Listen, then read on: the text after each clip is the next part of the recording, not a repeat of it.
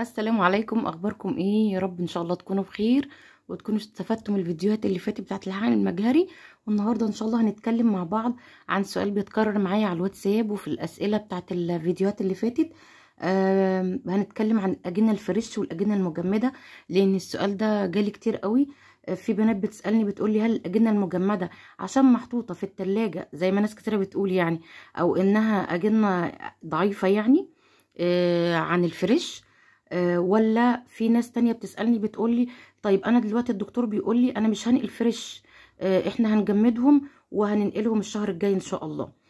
في بنات تانية تقولي طيب هو كده معنى كده اني مفيش امل، او ان العملية مش هتنجح، او ان العملية مش يعني هتفشل علشان الدكتور هيجمدهم لي. طب ايه الفرق بين الفريش وايه فرق بين المجمد؟ فانا وانهي احسن، الفريش ولا المجمد؟ سؤال بيتكرر معايا كتير قوي قوي قوي، يعني كل واحده داخله الحقن المجهري او جربت حقن مجهري او عملت حقن مجهري وما نجحش معاها بتدخل تسالني السؤال ده: يا ام اياد، هو الفريش بما ان انا الحمد لله ربنا اكرمني وعملت الفريش وعملت الحقن المجهري ولله الحمد، اللهم بارك يا رب، ربنا يحفظهم لي ويبارك لي فيهم ويقر عينكم جميعا يا رب بالذريه الطيبه. جربت الاتنين. فناس كتيرة بتسألني بتقولي الفريش ولا المجمد او المحفوظ زي ما بيقولوا. فان شاء الله هقول لكم كل حاجة وبالتفصيل.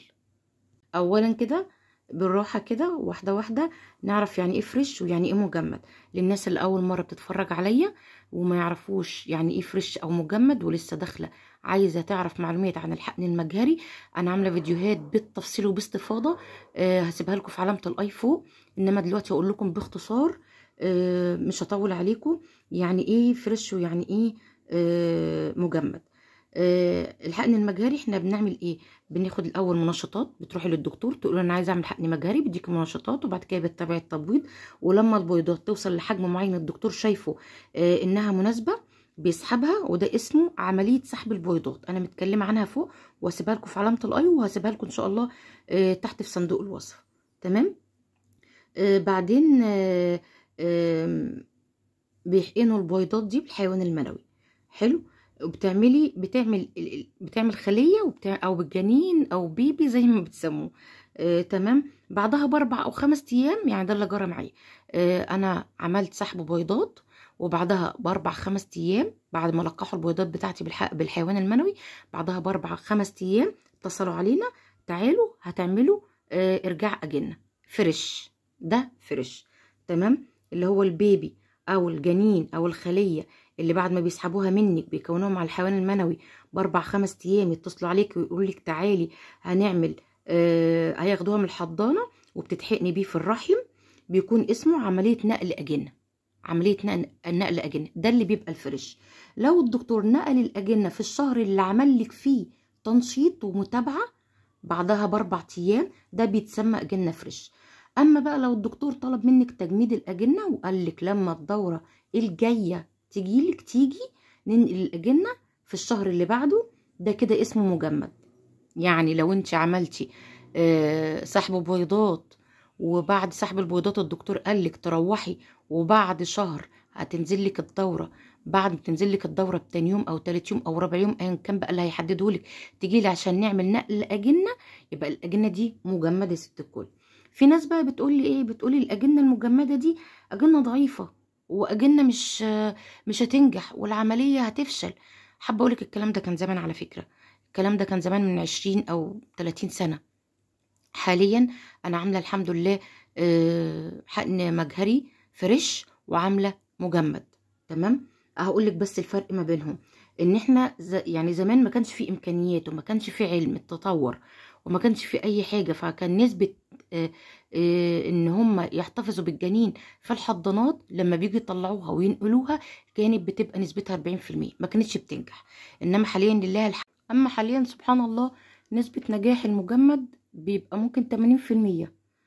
تمام. طيب امتى الدكتور يقول لي مش هننقلك فريش وهنأجل الشهر الجاي؟ يعني مش هننقل الشهر ده وهننقل الشهر الجاي الأجنة.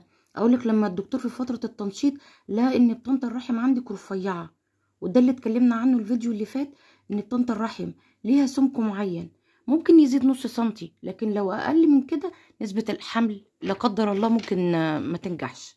تمام.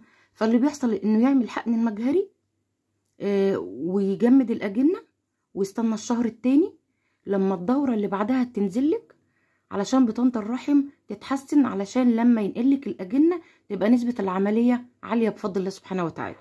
تمام. تاني حاجة كنت حابة أقولك عليها، إن في هرمون اسمه البروجسترون. الهرمون ده بيتعمل أثناء التنشيط. لو طلع عالي، استقبال الرحم بتاعك للأجنة بيكون ضعيف. ده الهرمون اللي انا اتكلمت عنه برضو الفيديو اللي فات، وقلت لك ان كان في هرمون معايا المفروض يبقى 3، وكان بينزل ويزيد 6 شهور بالظبط. 6 شهور كنت بعيد وازيد فيه. هو ده هرمون البروجسترون. تمام.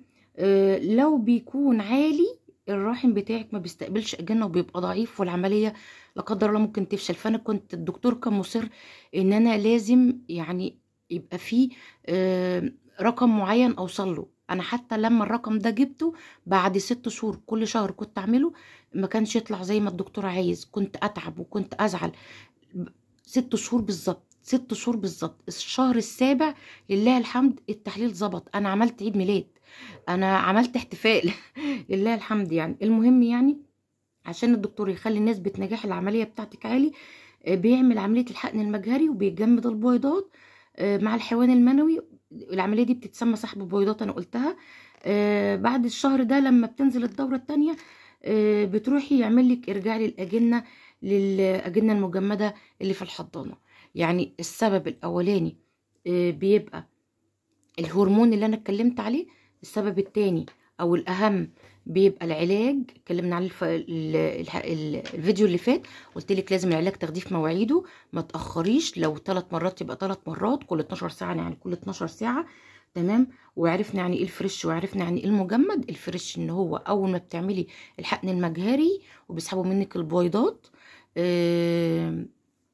معلش انا طولت عليكم، انا برضو كل مره اقول ما طولش وبطول، بس بحب ازيد علشان اللي ما عرفش من اول الفيديو يعني ممكن اكون مشتته معاكم مش بجمع كويس.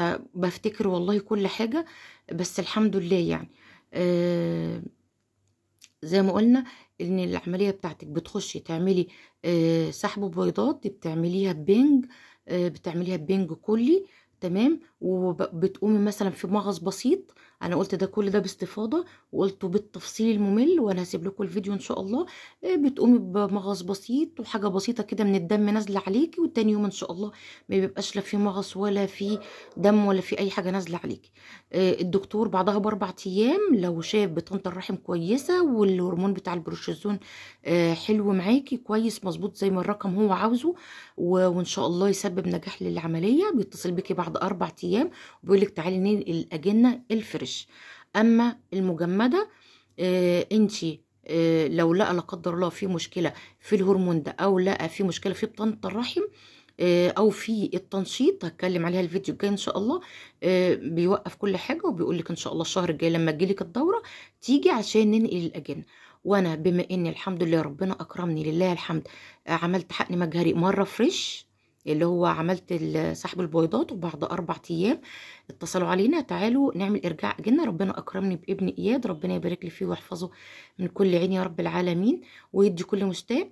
بعدها ب7 سنين عملت ارجاع الاجنه. ارجاع الاجنه اللي هو قعدت رحت شهر واحد ادوني علاج يهيئ الرحم بس كده، وعلاج لاي واحده هتحمل ان شاء الله. وبعد كده زرعولي الاجنه دول كانوا 2 توأم.